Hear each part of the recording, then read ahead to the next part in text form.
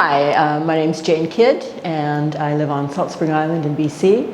But I did spend a lot of my career in Alberta. I taught at the Alberta University of the Arts, and my area of expertise is textiles, and I weave tapestries, which is a kind of not that familiar process to a lot of people, but it's something I'm very dedicated to and have spent a lot of time doing.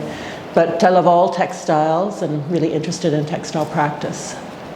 Yeah, tapestry is an odd process, but it is extremely hands-on, and I think that's what drew me to it. I've tried other things. I worked with ceramics for a while, which was too messy. But yeah, really, the thing with tapestry is it's very intensely about hands-on materials and process. But the process and the techniques, the equipment you use is not so overwhelming that the maker doesn't have complete control. Some types of looms are very mechanized, and you really have to give over a lot of control to the loom. Whereas with tapestry, it's all in the hands of the weaver. Every little itsy-bitsy square inch, which can be very frustrating, but it also means that you're making choices and decisions and solving problems all the time, which I find really engaging. And you're handling beautiful materials, absolutely saturated with color, which is a great joy to me. And using that age-old connection between the mind and the hand, which I think is important. Even in this day and age, it's really important that we link what we do with our hands with how we think and feel and respond to the world. So it's just a good medium for me, and I'm still, after all this time, I'm still really happy working with tapestry. Yeah, it is a time-consuming process. I mean, I don't think I spend any more time in my studio than my other colleagues who maybe work with faster processes. It's just that the outcome is more limited. I might only do a couple of pieces a year, and that just suits me. But you work on one piece for a long period of time. But as I mentioned before, you're handling all these rich materials, and you're focused on one small area. It's like a tapestry is like hundreds of small compositions, and each one is fascinating. Also, I love problem solving. So all the way through the image, you're solving problems. You've got changes in color and texture and image. You're creating light and dark and shadow. You're trying to make something recede or pull forward. So there's a lot of choices to make as you're working, and lots of problems to solve, and I like that. I like things to be changing all the time when I'm working, and yeah, I think that keeps me quite engaged. Plus color. I'm so fascinated with color and the relationship of color. And with tapestry, your yarns are three-dimensional. It's saturated with color, and you're constantly working with color relationships.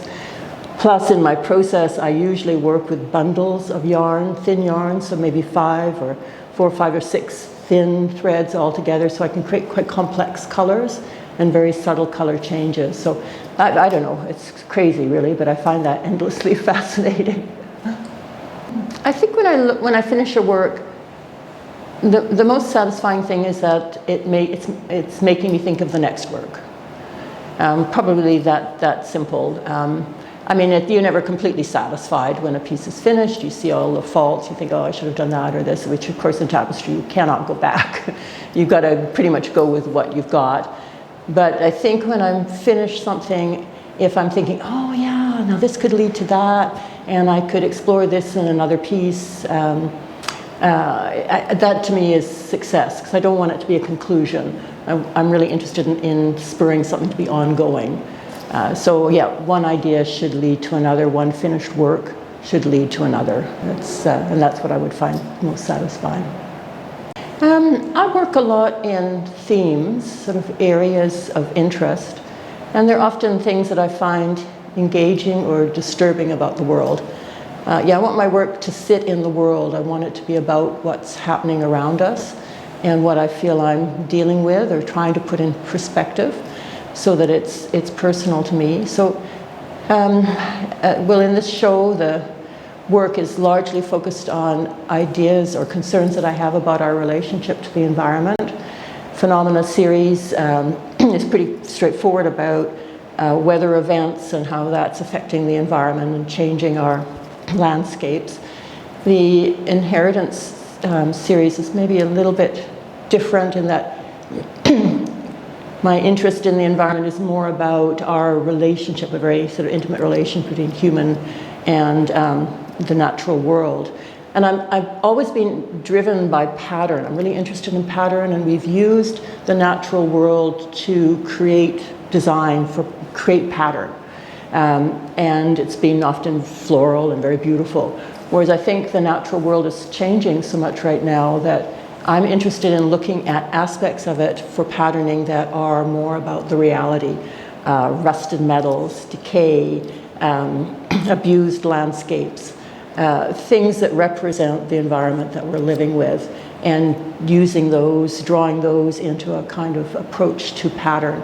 So the gowns, let's say in the Heritage series, are patterned with those kinds of elements.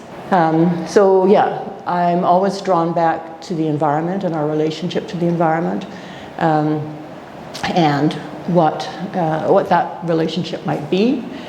So that's really what I want to explore. For people who come to view my work, there's a few things. Definitely, I'm interested that they respond to the ideas, although I don't know in making art anymore about sort of political or environmental themes, whether you really do influence anybody. I think that might be a bit of a fallacy. But I guess it's a kind of common shared thing with people who look at it and understand the things that I'm talking about. Not that we change anything in a broader scheme, but it creates a link between the viewer, the work, and me.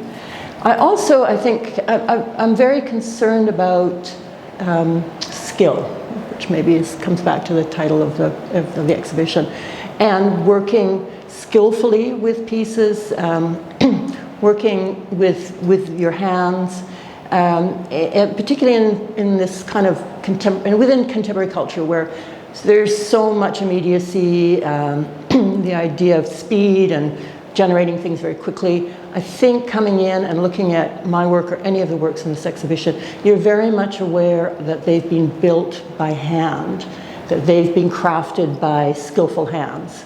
And that skill doesn't necessarily mean precision or mastery to me. It's about a negotiation of materials, but that I'm making choices to build something as skillfully as I can and sharing my years of expertise with those materials. So yeah, I hope people come away.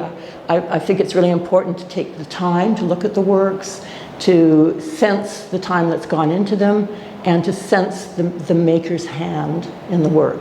And if people respond to that, then that's a really important thing to me. I want them to feel the presence of the maker's hand.